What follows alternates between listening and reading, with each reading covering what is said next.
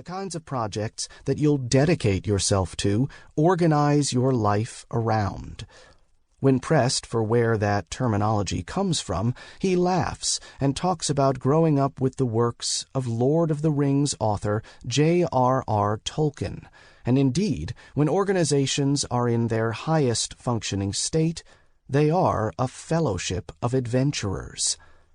This is at the center of doing work as an extension of your individual emotional convictions, as an expression of your interior life, as spiritual life by way of commerce. This is also the emotional center of the organization, its culture. The culture is made manifest in everything the organization creates, in the continually considered excellence of Mayo Clinic, the multivalent innovation of P&G, and the eminent coolness of Apple. An organization, as we've noted before, is a shared endeavor, one that we can build mindfully. Building, building, building. People produce culture.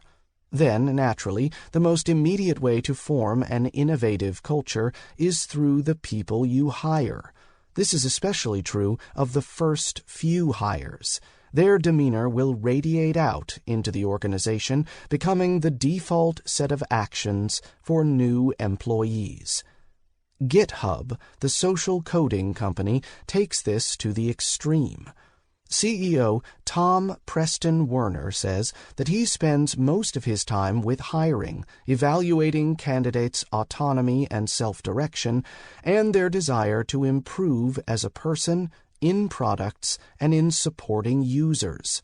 Because of that sense of alignment, GitHub becomes a group of self-directed teams doing work that the leadership would have never come up with.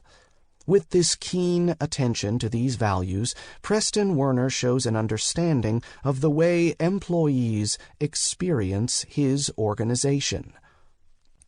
Just as user experience, the way people interact with a product, is becoming increasingly important in the development cycle, employers need to become more mindful of the way employees experience the organization. This, one could say, is a primary way to acknowledge the sentience of the individuals that compose it. To do that, we need to consider what people are looking for in an employer and in their working experience. Yes, a paycheck is an obvious motivator, but it is not the ultimate one. A growing body of research shows how the correlation between monetary wealth and self-reported happiness drops off over time.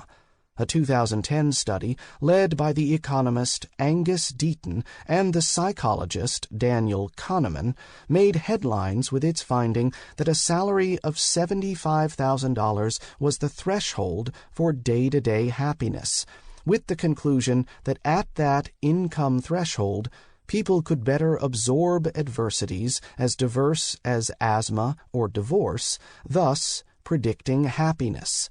A 2012 poll by the Marist Institute for Public Opinion found that respondents with an income level over $50,000 reported higher levels of satisfaction with their safety, health, employment, community involvement, and spiritual life, suggesting that that is the threshold. To put it into technical philosophical terms, being paid well is probably a necessary part of being happy and fully engaged. It certainly provides a strong signal, but it is not sufficient to ensure that state of well-being. There's more going on in engagement than just compensation. This presents a follow-up question. What else are people looking for in their jobs? How do we give it to them? And how does this relate to doing amazing, innovative work? Where the individual meets the organization.